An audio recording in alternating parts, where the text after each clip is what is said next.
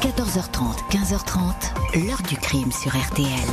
Jean-Alphonse Richard. Cette inscription, on ne peut pas dire que c'est Madame Marchal qui l'a fait. Tout est renversé. Si ce n'est pas Madame Marchal qui a écrit, c'est quelqu'un d'autre. Et ce quelqu'un d'autre est un familier qui accuse Omar, parce qu'il connaît l'existence du jardinier. Donc, ça ne devient plus une accusation, ça devient une manipulation. Bonjour, Omar m'a tué. Cette phrase est probablement l'une des plus célèbres de l'histoire criminelle. Il y a 27 ans, elle envoyait le jardinier marocain Omar Haddad en prison pour le meurtre de sa patronne, la riche Ghislaine Marchal, dans une villa de la Côte d'Azur. Condamné à 18 ans de prison, Omar Haddad ne va jamais cesser de clamer son innocence, mais la justice ne l'entendra pas. Il semblait alors destiné à mourir coupable. Les espoirs de voir un jour son procès révisé s'effilochant au fil des années. Il faudra que l'ADN, la reine des preuves comme on l'appelle, vole enfin à son secours et entrouvre le rideau sur de nouvelles investigations. Après bien des tours et des détours, des hésitations, jeudi 16 décembre 2021, la Cour de cassation a ainsi ordonné un complément d'information dans ce dossier. Un petit pas dans cette affaire, mais un pas de géant qui pourrait conduire, qui sait, un jour à un nouveau procès. Une page est-elle en train de se tourner dans l'affaire Haddad? La justice s'est-elle trompée de coupable? On en parle avec nos invités et acteurs de premier plan de cette affaire. Dans l'heure du crime aujourd'hui, l'affaire Omar Haddad, un combat judiciaire qui dure depuis 30 ans. Tout commence un soir d'été 91 par une macabre découverte derrière les murs d'une villa cossue qui domine la baie de Cannes. Le lundi 24 juin 1991, à 17h, les gendarmes Litke et Tellière se présentent à la grille de la villa La Chamade, une grosse maison en crépi rose sur les hauteurs du village de Mougins. La propriétaire, Ghislaine Marchal, 65 ans, veuve de Jean-Pierre Marchal, un renommé fabricant d'équipements automobiles, n'a plus donné signe de vie depuis la veille en fin de matinée. Une amie lui a parlé au téléphone dimanche vers 11h50, puis plus rien. Un employé de la société de gardiennage a été appelé, mais il n'a trouvé personne dans la villa où aucun désordre ne semblait régner.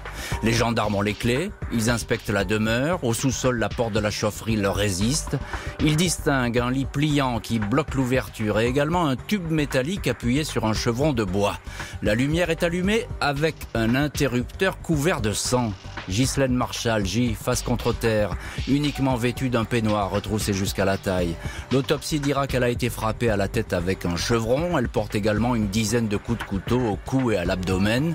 Le capitaine Saincy note que l'assassin semblait déterminé mais aussi maladroit ou mal à l'aise dans ses mouvements. Sur la porte de la chaufferie, il y a ce début de phrase « Omar m'a té ». Sur celle de la cave, les mêmes mots, mais bien lisibles, ceux-là. Omar m'a tué, tué avec un air, faute de syntaxe, qui va faire couler beaucoup d'encre. Qui en voulait à Ghislaine Marchal, cette femme au caractère bien trempé, qui habitait seule? D'après les premiers experts graphologues, ce serait bien elle qui aurait tracé les lettres de sang destinées à désigner son meurtrier, même si on peut se poser la question. Comment une femme aussi cultivée, passionnée de mots croisés, aurait-elle fait une telle faute d'accord? Les experts estiment que ce détail n'a pas d'importance. Un seul Omar dans l'entourage de la veuve, le jardinier marocain, Omar Haddad, 29 ans. Il est à son service depuis 4 ans. Un garçon qui ne fait pas beaucoup d'efforts pour parler français, mais qui est sérieux, dévoué. Il est marié à Latifa et père de 2 garçons à qui Ghislaine Marchal a fait des cadeaux.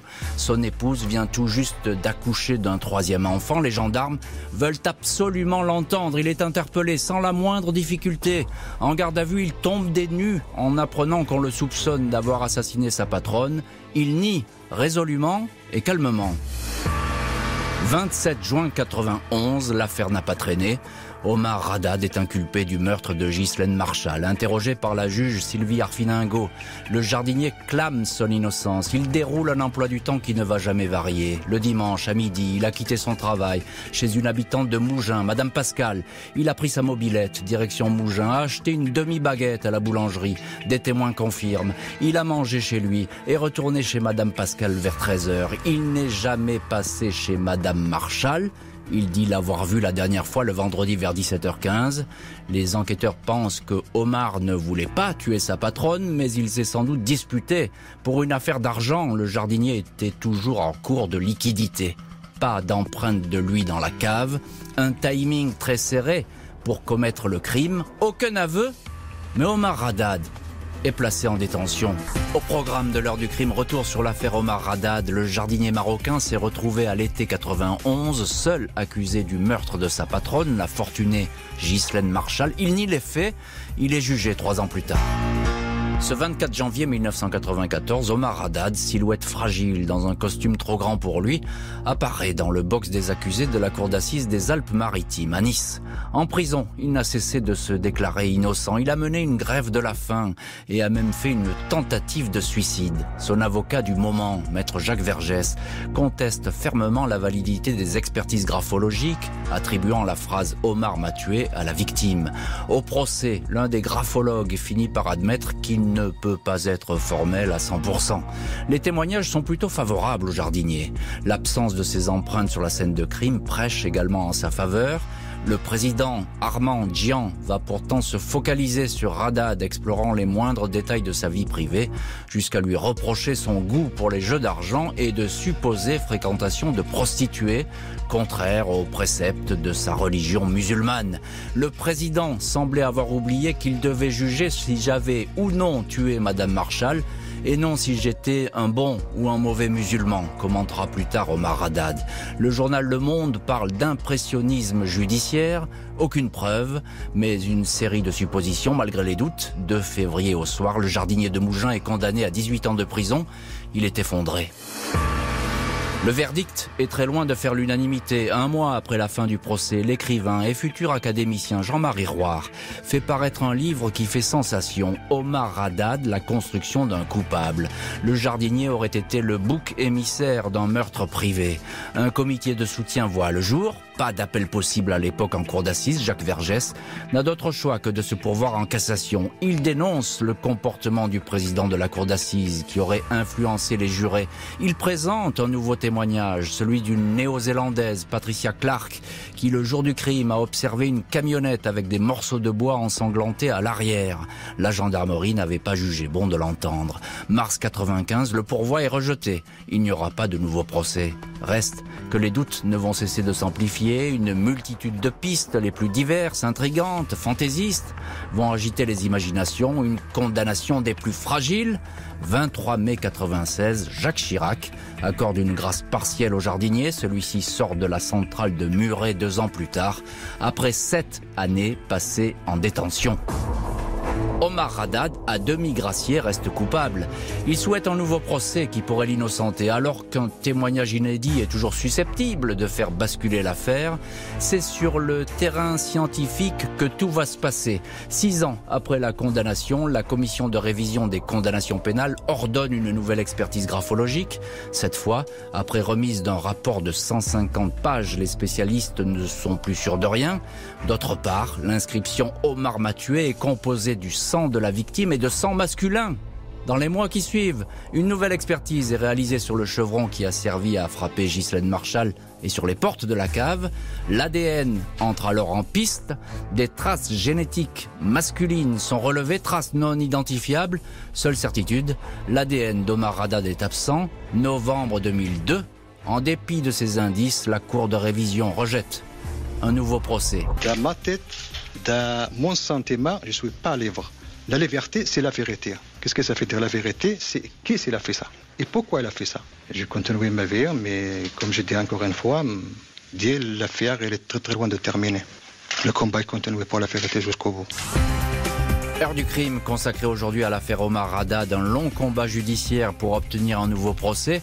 Tout pourrait se jouer avec les expertises ADN. 20 ans après la condamnation, celle-ci s'accélère. 9 mai 2011, le parquet de Grasse saisit un expert pour déterminer le profil ADN qui se cache derrière les prélèvements effectués il y a déjà une dizaine d'années. Ces traces ADN masculines inconnues figurent sur des scellés conservés depuis 1991 sur les portes de la chaufferie et celles de la cave ainsi que sur le fameux chevron qui a servi à frapper la victime. Des empreintes qui n'appartiennent pas à Omar Haddad. Le fait que ces traces soient mêlées au sang de Ghislaine Marchal semble exclure l'hypothèse de la contamination extérieure par des pompiers ou des gendarmes présents sur la scène de crime. Mais le parquet de Grasse se montre réticent à aller plus loin, trop compliqué, dit-il, sur le plan technique. Les fameuses expertises semblent bloquées. L'espoir de pouvoir comparer ces traces avec le fichier national des empreintes génétiques, le FNAEG, cet espoir s'amenuise. 2 ans d'attente et de guérilla judiciaire du côté de la défense d'Omar Haddad. En 2013, la chancellerie donne enfin son accord pour que de nouveaux tests soient effectués. Au fil des mois, il va être établi que les traces relevées sur les 2 portes et le chevron appartiennent à 4 hommes. Le parquet continue à évoquer un possible apport de ces empreintes par un tiers extérieur aux investigations. Un enquêteur ou même un journaliste qui aurait pu toucher lors du procès ces pièces à conviction. Si l'ADN ne figure pas au fichier FNAEG, je demanderai qu'il soit comparé avec celui des proches de la victime. L'assassin est forcément l'un d'eux puisqu'il connaissait Haddad, prévient alors maître Novakovic. Dans l'heure du crime aujourd'hui, l'affaire Omar Haddad, le jardinier marocain a été condamné en 1994 pour le meurtre de sa patronne, Ghislaine Marchal. Toutes les demandes de révision de son procès ont été rejetées. 30 ans plus tard, la justice réexamine son cas. Jeudi 25 novembre 2021, la Cour de cassation se penche à huis clos sur le dossier Haddad. Le jardinier est présent, intimidé par le décorum et l'enjeu d'un tel rendez-vous. C'est son avocate, maître Novakovic, qui, après des années de procédure, a obtenu l'examen de cette requête en révision. En 2002, celle-ci avait été rejetée. Nous apportons des éléments probants mettant en doute la culpabilité d'Omar Haddad, annonce l'avocate. Requête qui s'appuie sur les progrès de la science ADN. Au total, 4 empreintes génétiques appartenant à 4 hommes, 2 traces parfaitement exploitables, 2 autres partiellement sont présentées à la Cour. Un autre rapport commandé par la défense indique la présence de 35 traces d'un même ADN masculin sur la scène de crime. Omar Haddad, qui n'apparaît jamais au sein de ces ADN, espère que cette fois le doute va relancer la machine judiciaire. Jeudi 16 décembre 2021, la Cour de cassation rend sa décision. Cette fois, la porte n'est plus fermée à la réouverture du dossier. 30 ans après le meurtre de Ghislaine Marchal, 27 ans après la condamnation de Omar Haddad, la commission d'instruction ordonne un complément d'information. En clair, de nouvelles investigations destinées à examiner les pièces déposées par la défense du jardinier et peut-être aller plus loin, dire si les nouveaux ADN sont de nature à donner une toute autre tournure à l'enquête. L'espoir d'Omar Haddad et d'obtenir bien sûr à terme la révision de son procès. Cette décision est un pas vers la révision. La bataille n'est pas terminée, indique à la sortie de l'audience maître Novakovic. Dans l'heure du crime aujourd'hui, l'affaire Omar Haddad, 30 ans après la mort de Ghislaine Marchal, la justice vient d'ordonner un complément d'information, un espoir pour le jardinier toujours condamné de voir son procès révisé. Omar Haddad, 59 ans, 28 ans à l'époque des faits, demeure l'une des figures majeures de la chronique criminelle. Il a passé ses 30 dernières années à vivre dans la peau d'un condamné en dépit des doutes, des interrogations qui n'ont cessé de planer sur cette histoire. Au centre d'un enjeu public, innocent pour les uns, coupable pour les autres. Maître Henri Leclerc, avocat de la famille Marchal, rappelait ainsi dans Le Monde que la victime avait elle-même désigné son meurtrier. Elle a le courage de l'accuser avant de mourir. Comment aurait-elle pu se tromper? C'est un peu comme un roman d'Agatha Christie, cette histoire, et les gens refusent que la clé de l'énigme soit aussi simple. Omar Haddad vit à Toulon, il ne travaille plus vraiment, il serait de plus en plus fragile. À chaque fois qu'il sort, tout le monde l'aborde, lui dit « Félicitations pour votre acquittement ».